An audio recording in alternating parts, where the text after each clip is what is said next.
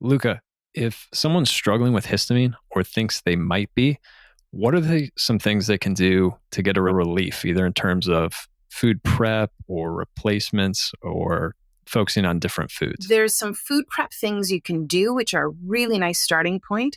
Histamine develops on leftovers. So there's some really great beginner tips we like to share with people at Histamine Haven. We'll talk about, as soon as you make a pot of soup or something, if you're making the soup on Monday night, freeze it as soon as the soup is made. After you've had dinner, freeze it in individual sized containers into the freezer so that you're stopping that histamine production. So that's what happens. As soon as you've made a food, histamine develops on that food. The only thing that stops it is throwing it into the freezer. So freezing meals soon after you've made them in individual sized containers so it's easy to defrost and defrost fairly swiftly, that really drastically reduces the histamine in the foods you're about to consume. So we love that. There's a second idea too. When you're out of the grocery store going to shop for ingredients, pick something that has a best before date that's further on in the week. So for example, if it's Monday and I'm going to shop and I'm buying chicken that I want to make for dinner on Monday night.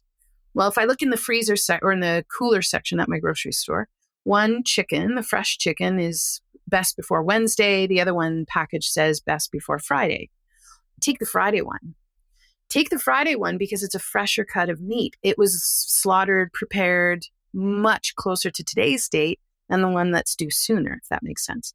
So picking best before dates that are further on down the line is going to ensure you have a fresher product.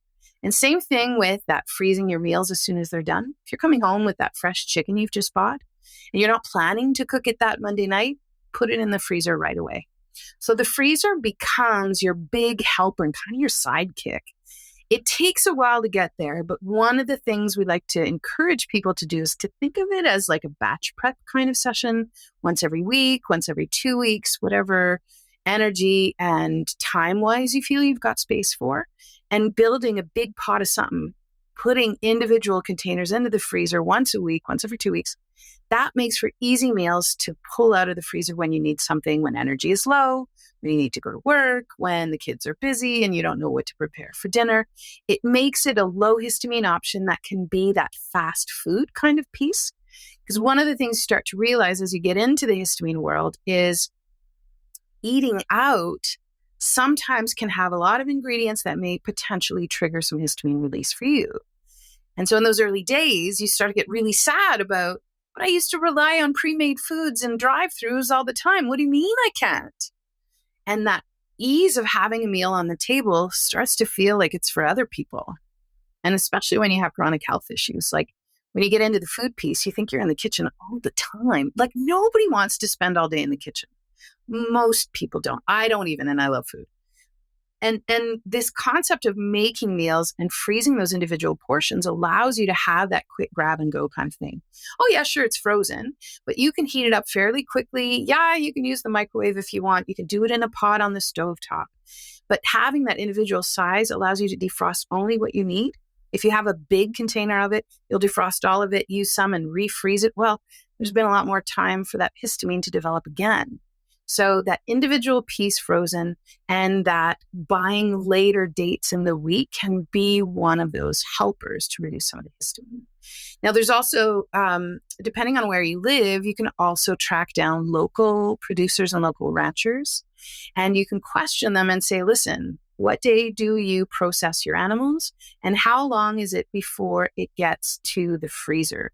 So for example, here where we live, there's a local poultry producer where they will slaughter their chickens on Thursday and they will put, 80% of what they harvest that week into the freezer. And then they will put the rest out in their stores for fresh. So the people who have histamine issues will know, they'll contact and say, how do I get the freshest stuff? Whatever's frozen soon after slaughter. And they'll be able to know when they pick that chicken from that producer, it will have been frozen the day it was slaughtered. So that then ensures there's a lower histamine count.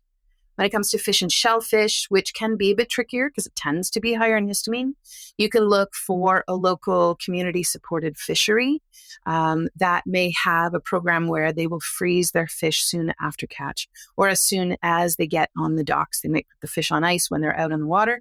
They'll be able to put it on ice and really freeze it as soon as they land on the docks. A lot of these community-supported fisheries will advertise this, but this is where, like, when you have chronic health issues, and if histamine and mast cell are a piece of it, you start to have to be your own advocate, really is one of the muscles you kind of have to develop over time. And that's one of the things we really encourage our clients to work towards is, become that advocate for yourself. Find out, how can I get the lowest histamine count on the foods I'm buying? What can my food dollar buy me? And contacting those local small producers, they'll typically better be able to answer those questions and give you how long it is between slaughter to when it's frozen or when it makes it to the shop shelves. That's one of those ways you can reduce histamine. There's some other ideas too. You can also replace some of the higher histamine foods. So tomato, like ubiquitous, right? It's in Italian cooking. It's in South American cooking. It's in a lot of North American dishes that we have popularized and love where I live. Well, tomato tends to dump a bunch of histamine into your system, so it's not going to work for everybody. Well, tomatoes, I'm not going to tell you don't eat Latino food because, oh God, isn't it delicious? What if you replace it? What if you were to replace your tomatoes with a low histamine alternative? One of the things we like to talk about at Histamine Haven, we'll talk about replacing your tomato with maybe roasted squash as your sauce component when you're making something like a curry, for example. So we have a recipe in our cookbook for a butter chicken recipe. What? Curry? Histamine? I can eat it? Yeah, you totally can. Because we took the tomatoes out, we replaced it with squash. We have a no tomato sauce, which replaces the tomatoes with carrots and beets and squash. So looking for some of those replacements of what some of those more frequent higher histamine foods you consume might be one of the ways to reduce how much histamine is coming into your system, for example. We'll talk about chocolate.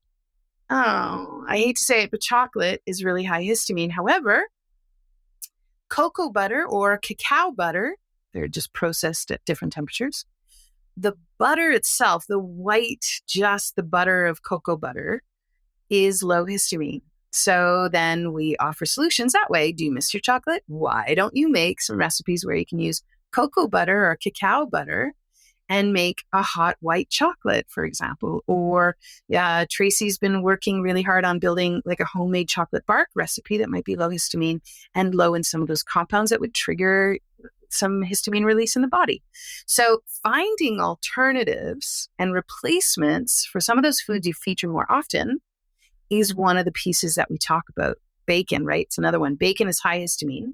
It's on so many lists. Like if you look at a keto protocol, many health people will talk about if you source your bacon well, if that it can be a really health promoting and supportive kind of food. Well, bacon is smoked. Anything smoked, really high histamine. Pork belly, however, is not. Pork belly is the cut that becomes bacon. So in our cookbook, again, we have a recipe for pork belly. If you're missing bacon, you don't have to give it up. And that's a big part of the equation for us.